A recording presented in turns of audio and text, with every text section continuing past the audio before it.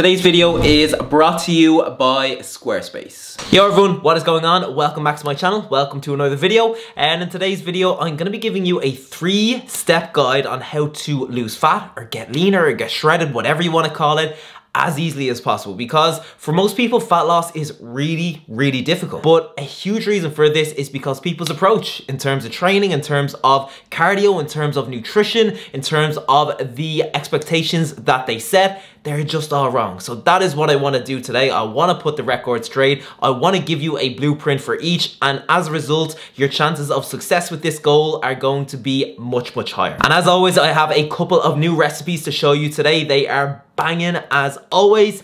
So sit back, relax, enjoy the video, and let's get into it. Okay, so the first thing that I want to talk about is your training. And the main thing that I want to emphasize here is that even when your goal is to lose fat, resistance training is going to be so much more important and so much more effective than cardio. Because let's just say you ramp up your cardio and your resistance training suffers as a result because you're not dedicating as much time to it. Well, then the likelihood of you losing muscle is going to be a lot higher, and as a result of this, the likelihood of you achieving that define and that tone physique that you're probably going for is a lot lower. So my recommendation is to dedicate most of the time that you can spend exercising each week to resistance training, and you want to ensure that number one, you are following a good training program. And following a good training program is such simple advice, but it's so true, and it's something so many people fail to do, because most people go into the gym and they wing it. They just work the muscle groups that they enjoy working. They neglect the movements and the muscle groups that they don't enjoy working because they might be a little bit harder. And this method of training is just going to be so much less effective. So instead of doing this and just wasting so much time,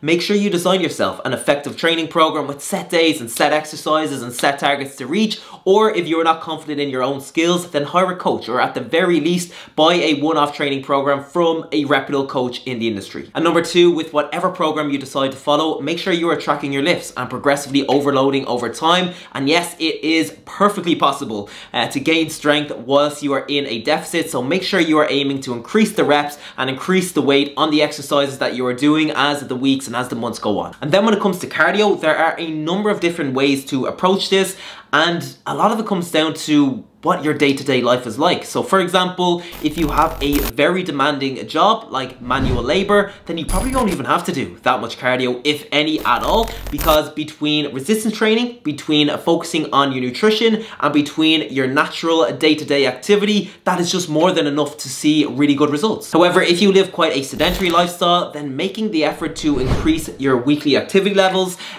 is going to be beneficial for your fat loss goal for sure. And you can do this in a lot of different ways. So you might set yourself a weekly step goal that makes you move more throughout the week than you usually would. You could do 2 to 3 cardio sessions per week, so formal cardio sessions, whether that is HIIT, whether that is LIST, whether it is a combination of both, whatever you prefer. But if your nutrition is set up correctly, and this is something that I'm going to be talking about in a bit, if you are remaining consistent with it, if you are following a good resistance training program and pushing yourself during your sessions, then even if you are quite sedentary, you will not need to do a huge amount of cardio to get the results that you're looking for. But yeah, before I go to my first meal, I'd actually love to know what you guys are doing in terms of training at the moment. So in terms of resistance training, what are you doing? How many days are you training per week? Are you following a set training program? Are you just winging it? What are you doing in terms of cardio as well? Are you doing a lot of cardio? Are you just focusing on your steps? Are you doing no cardio? But yeah, I would just love to know where everyone is at in terms of training, so comment below and let me know. Okay, so my first recipe is perfect if you are looking to meal prep a breakfast or a lunch. You don't necessarily have to meal prep it, of course,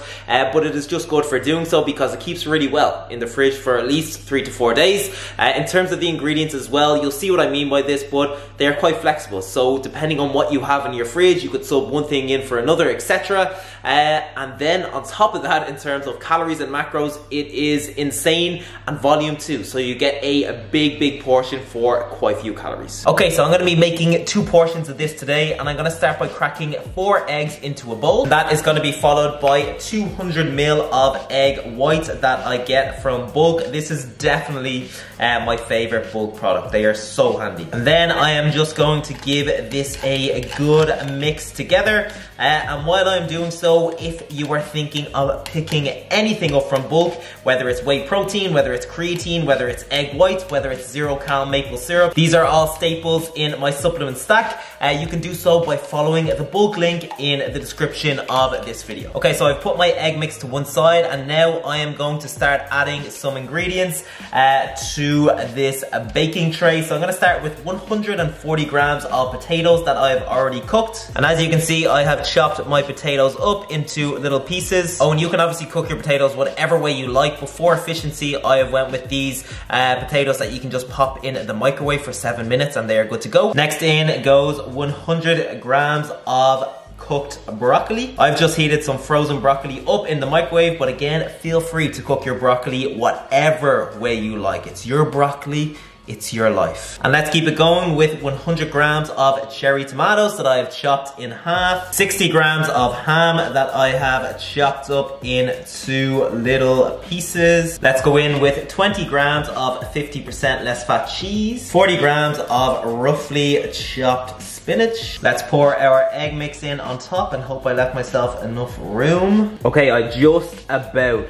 fit everything in, and make sure you use this as a lesson. Use a bigger tray than I did. And then you want to put this baby in the oven for 30 minutes at 200 degrees Celsius. And after 30 minutes, you want to take it out. You want to sprinkle 20 grams of 50% less fat cheese on top, and then you want to put it in the oven just for the final 10 minutes or so. The exact time will depend on how good your oven is and how big of a tray you actually use, but you will know that it is done when you put a knife through and it is nice and solid. If it is still liquidy, it needs another 5 or 10 minutes.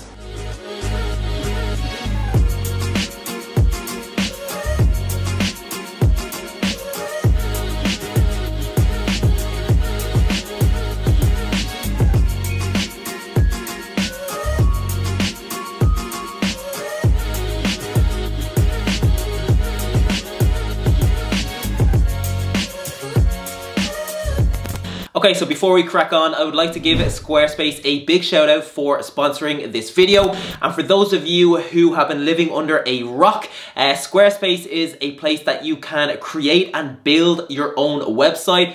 And the best thing about it is that it's so easy. So first of all, they give you loads of cool templates to choose from. Then you just personalize a template of your choice by adding your own logo, by adding your own text, by filling out the pages, by adding your own pictures and so on. But honestly, it is the features that you get access to on Squarespace that make it so appealing. So you can create your own members area on your website where you can sell access to your video classes, to your trainings. You can sell packages to people of all skill levels and communities. You can set up scheduling on your website, so instead of having to manually schedule in every single client, Squarespace literally does this for you. So clients can view your availability, they can book and pay for appointments, they can book and pay for classes. And in terms of marketing, you can grow your email list massively by adding a promotional pop-up to your website. You can view your customers and you can send them emails of your choice, which is such a powerful marketing tool. So if you have a side hustle or a passion project that you have always wanted to start, then now is your time. And you can head over to squarespace.com/Jonathan Clark. You can play around with the templates. You can build your website completely free of charge. And then when you are ready to push your website live, you can save on it by using the code Jonathan Clark. That will get you 10% off. So yeah, thank you again to Squarespace for sponsoring this video, and let's crack on. All right, I hope you enjoyed that one dish frittata. I am literally obsessed with that at the moment. I think I've had it every single day for the last week, and the great thing about it is, as I said,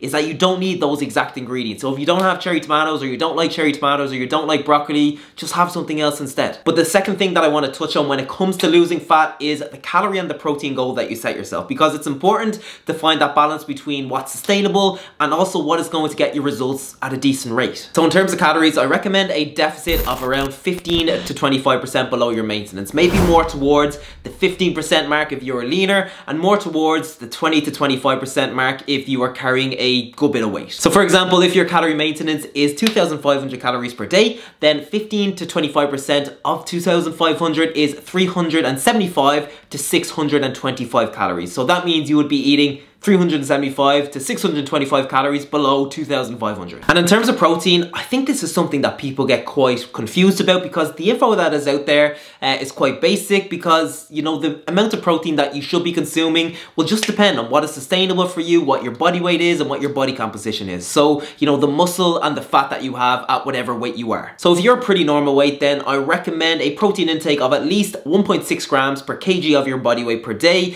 but that is on the lower end of what I recommend. And if it is sustainable for you, then I recommend trying to get closer to around 2.2 grams of protein per kg of your body weight per day. So somewhere between 1.6 and 2.2 grams of protein per kg of your body weight, just depending on what is sustainable for you. But if you're quite overweight, then you might actually struggle to get a minimum of 1.6 grams of protein per kg of your body weight within the calorie goal that you have set yourself. And it's probably not massively necessary anyway. So depending on what you do weigh and what is sustainable for you, then you could aim for somewhere between 1.2 and 1.5 grams of protein per kg of your body weight. So for example, if you weigh 100 kg and at that weight you carry quite a lot of body fat and not a lot of muscle, then a goal of 120 to 150 grams of protein per day may be more suitable. And I want you to remember that this is just guidance, and depending on what your calories are actually set at, you might be able to consume a little bit more than this. And if so, great. But if you are overweight, then fat loss is your biggest priority, and this is going to be dictated by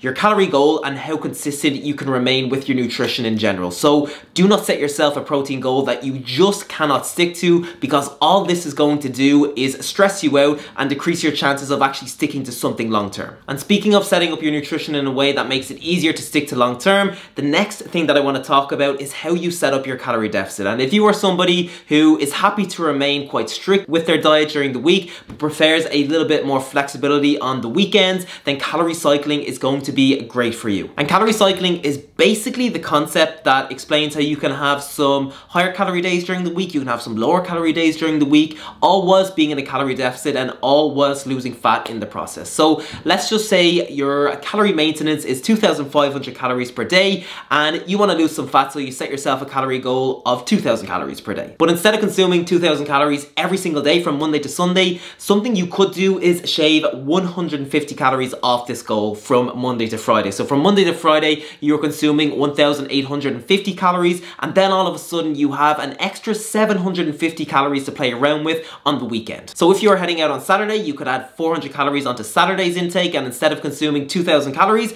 you're consuming 2,400 calories, and you could have the remaining extra 350 calories on Sunday. So instead of consuming 2,000 calories, you're able to consume 2,350 calories. And that way you get your extra flexibility on the weekends, but you are still averaging 2,000 calories per day from Monday to Sunday. Okay, so I personally believe that all of my recipes are pretty good. There might be some bias there, but I am also aware that there are some recipes that I do that are just on a level of their own. They're above the rest, and I think this is one of them. I think this one is an absolute game changer, and it is just one of those recipes when you are eating it, you were wondering how on earth is this calorie friendly, because it tastes like something that would usually have 900 calories or 1,000 calories plus. But yeah, I actually don't even want to talk about it anymore because I just want to show you how good it actually is. So let's get into it. Okay, so first things first, I'm gonna add 40 grams of whole wheat pasta to a pot of boiling salted water. And then I'm just going to reduce the heat and let it cook away for about 10 minutes. And as my pasta is cooking away, I'm going to add 100 grams of diced chicken breast into a bowl. I'm going to spray with some 1-calorie spray, season with some all-purpose seasoning, some chili powder, some smoked paprika, and some cayenne pepper. I'm going to give it a good mix with my hands just to make sure the chicken is fully coated in the seasoning. Then I'm going to cook my chicken on the frying pan for a few minutes on each side. Alright, so this chicken already tastes amazing. That seasoning combo is unreal. But what I'm gonna do now is add it to a bowl, mix in 40 ml of Frank's Red Hot sauce, and set it aside alongside my pasta. That's also ready. And finally, let's prepare the sauce that truly changes the game. And I'm gonna start by adding 200 ml of almond milk to a saucepan. That is followed by 50 grams of lightest Philadelphia, which is just low-fat soft cheese. Next in goes goes 40 grams of 50% less fat cheese, 10 grams of the all-important ingredient, which is nutritional yeast. And let's get some all-purpose seasoning in there too. And then what you want to do is let it come to the boil whilst slowly stirring, so all of your ingredients mix together. And then when it does come to the boil, let it simmer away on a medium to high heat for about 10 minutes or so, whilst stirring occasionally, just until the sauce becomes nice and thick. And the key ingredient in this sauce is nutritional yeast, because number one, it gives it this unbelievable cheesy taste, and number two, it's also what helps thicken the sauce. And some supermarkets will sell it, most health stores will sell it, and you can also find it on Amazon. Okay, sauce is looking perfect. Nice and thick, but not too thick. Then I'm gonna get my pasta into the mix with a little bit of the pasta water, as you can see. I'm gonna get 200 grams of broccoli in there that I have microwaved. Let's mix that all together. And finally, let's serve this baby up and add our buffalo chicken to the top.